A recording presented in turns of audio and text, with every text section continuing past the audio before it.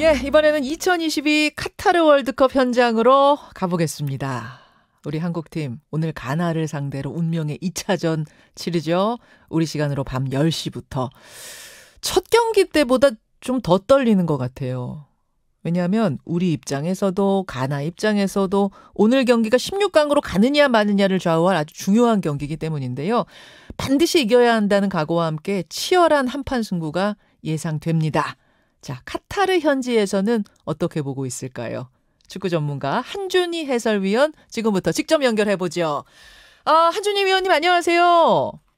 네, 안녕하세요. 예, 카타르가 우리 시간보다 한 6시간 늦으니까 지금 이제 새벽 시간입니다. 그렇죠. 아주 힘든 시간에 지금 전화를 주셨습니다. 이제 날이 밝으면 결전의 그날이 되는 거잖아요. 그렇습니다. 조금 전에 말씀해 주셨다시피 우리의 입장에서도 그리고 가나의 입장에서도 이 경기는 반드시 잡아야 되는 한판이기 때문에 예. 우리와 가나의 어떤 초미의 관심사인 것은 물론이고 전체적인 이 조의 판도를 결정할 수 있는 또 전 세계적으로도 주목을 많이 받을 수 있는 경기입니다. 가장 중요하고 가장 궁금한 건 지금 우리 선수들, 우리 팀 분위기 어떻습니까? 우리 팀의 분위기는 상당히 좋은 것으로 전해지고 있고요. 물론 이제 김민재 선수라든가 황희찬 선수의 부상 소식이 들려오고는 있지만 전체적으로는 우리가 역시 우루과이를 상대로 아주 좋은 경기 내용을 펼쳐 보였기 때문에 기본적인 우리 팀의 자신감은 지금 상당히 올라와 있는 상태이고 그리고 손흥민 선수 같은 경우에도 첫 경기 우루과이전보다는 분명히 더 좋은 컨디션으로 더 올라온 경기력으로서 가나전에 임할 수 있을 것 같습니다. 지난 그 0대0으로 비긴 우루과이전. 사실 지금 한준희 해설위원 말씀하신 것처럼 우리 국민들의 평가는 잘 싸웠다. 무승부지만 굉장히 잘 싸웠다. 이런 평가인데 선수들 스스로는 어떻게 자평하고 있어요? 선수들은 아무래도 우루과이를 상대로 우리가 정말로 아주 짜임새 있는 물샐 틈 없는 조직력을 선보이면서 물론 이제 우루과이도 우리의 골대를 두 차례 맞히기는 했습니다만 전체적인 경기력에서는 우리가 어떻게 보면 우리의 시나리오대로 우루과이를 끌어들여서 우리가 원하는 소기의 목적을 달성한 경기여서 사실상 우리는 비겼지만 좀 더 이긴 기분이고 우루과이 입장에서 오히려 비겼지만 약간은 좀 진 것 같은 그런 기분을 느낄 수 있었던 첫 경기였거든요. 벤투 감독도 첫 경기 이후에 우리 선수들이 자신이 가르쳤던 것을 정말 잘 아주 물샐 틈 없이 잘 수행을 했다는 것에 있어서 굉장히 만족감을 드러냈을 정도로 우리 대표팀은 우루과이전을 훌륭하게 치렀다는 생각입니다. 우루과이가 피파 랭킹 16위, 한국이 28위 이런 상태에서 비긴 건 비겼지만 잘 싸웠다. 우리가 사실상 이긴 경기다라고 할 정도의 느낌을 우리 선수들도 받고 있다는 이야기. 그렇죠. 그렇죠. 근데 이제 둘 다 골문이 열리진 않았어요. 그렇다면 이게 16강 경우의 수를 좀 따져본다면 어떻게 되는 겁니까?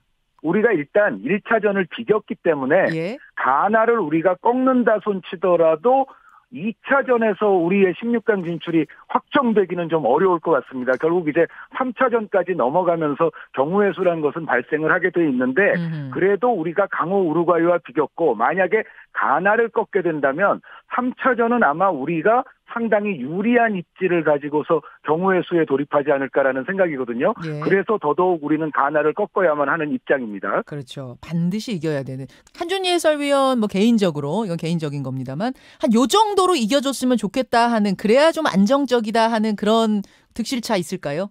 예를 들어 한 3골차 정도 이기면 굉장히 좋고 안정적일 수도 있겠죠. 그런데 현실적으로 저는 우리가 가나에게 그래도 실점할 가능성은 충분히 있다고 생각을 하고 그것보다 좀 더 이제 확실히 그것을 뛰어넘는 우리가 득점을 해서 이기는 것을 상정하고 있는데 제 생각에는 제가 바라건대는 한 3대1 정도 요 정도 스코어로 이긴다면 물론 이것이 아주 안정적이라고까지는 볼 수 없지만 현실적으로서는 우리가 어느 정도는 또 만족할 수 있지 않을까라는 생각은 듭니다. 현실적인 최상의 스코어는 3대1 정도 승리를 바라면 좋겠다. 그런 말씀 바라고 아니죠. 뭐 계신다는 최상의 스코어는 사실은 스페인이 코스타리카 이겼던 것처럼 한 7대0 정도 나면 좋겠죠. 네. 그렇죠. 희망사항으로는 거기까지지만 현실적인 전반적인 거 고려했을 때 최상의 스코어는 3대1 정도 승리. 이렇게 정리하는 게 좋겠네요. 네, 저는 그랬으면은 괜찮다고 생각합니다. 네. 근데 말씀하신 것처럼 오늘 겨울 가나 팀이 만만한 팀은 아니라고 들었어요. 물론 FIFA 랭킹은 한 61위인데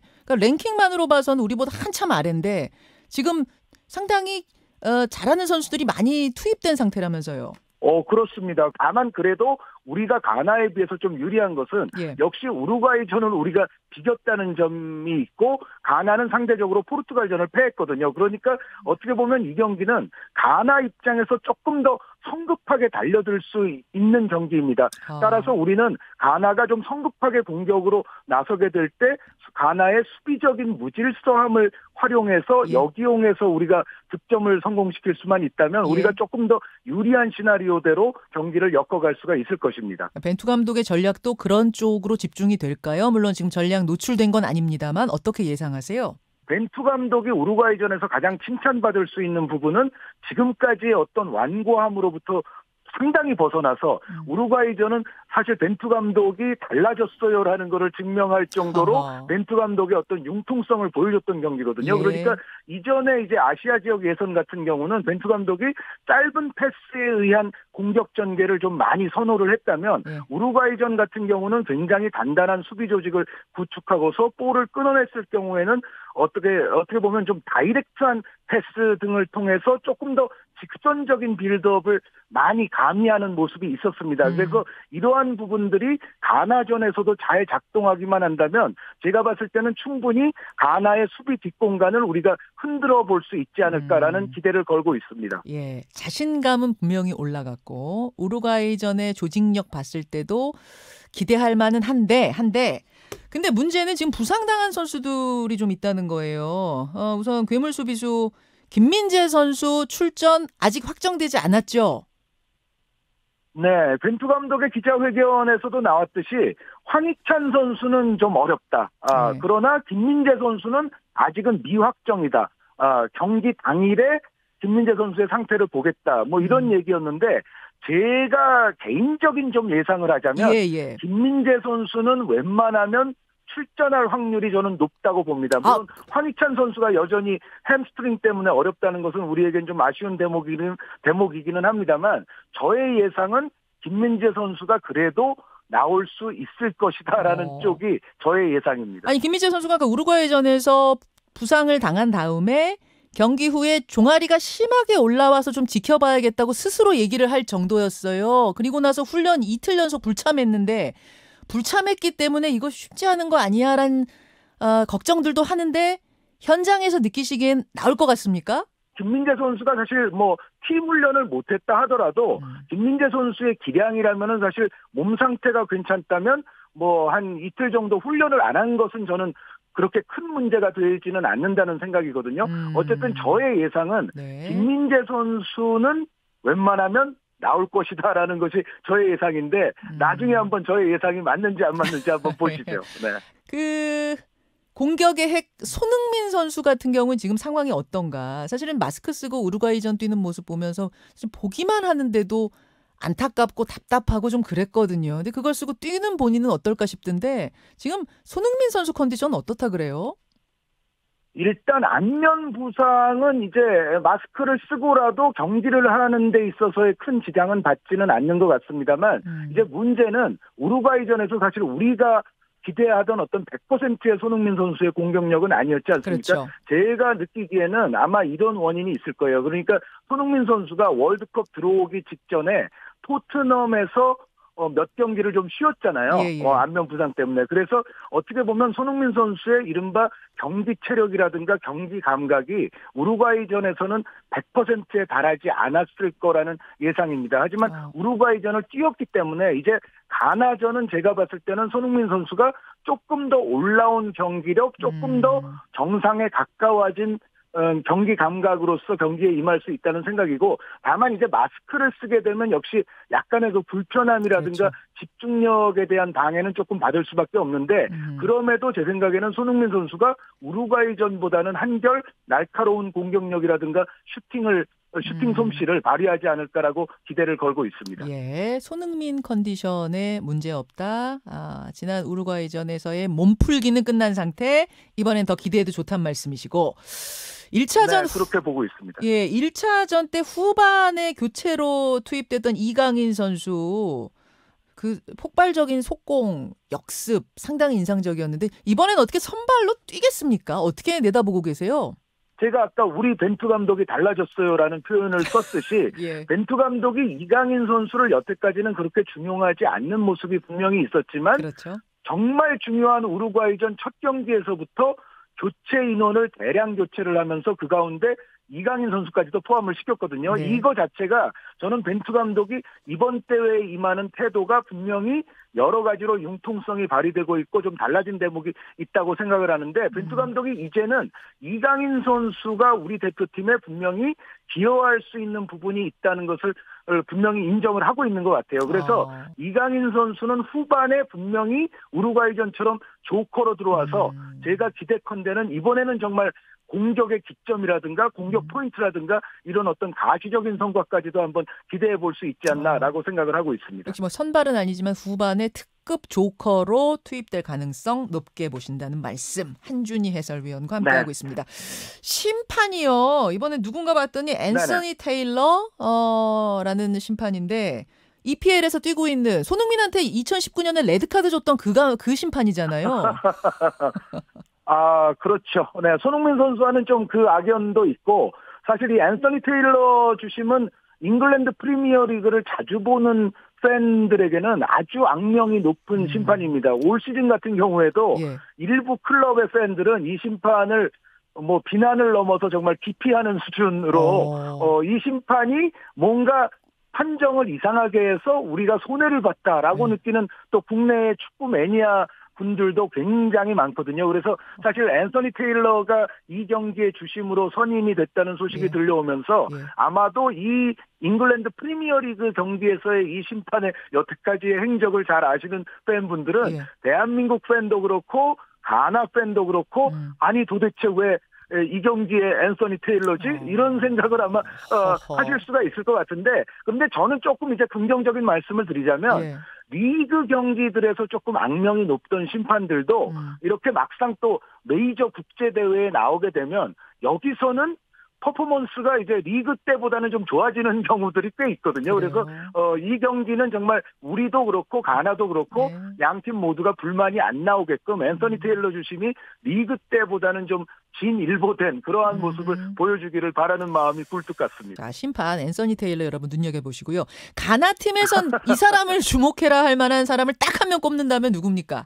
딱 한 명 꼽는다면은 지금 현재 어떤 공격적인 경기력으로 봤을 때는 모하메드 쿠두스라는 선수를 역시 경계를 좀 해야 될 것 같아요. 그런데 이 쿠두스 선수에 관해서는 아마 이미 이 선수가 올 시즌 네덜란드 명문인 아약스 클럽에서의 경기를 통해서 나이가 아직 좀 아주 젊은 선수입니다만 굉장히 발전하는 모습을 가시적으로 보여줬거든요. 그래서 쿠두스 선수의 현재 경기력이 만만치 않기 때문에 이 선수를 분명히 경계를 해야 될 것 같고, 여기에 이제 한두 명의 선수만 더 말씀드리자면 역시 최전방 공격수로서 스페인 라리가에서 뛰는 이냐키 윌리엄스 선수, 그리고 전체적인 가나의 어떤 중심 역할을 하고 있는 아스날의 토마스 파티 선수, 이 세 선수 정도는 우리가 굉장히 좀 조심할 필요가 있다라는 생각을 하고 있습니다.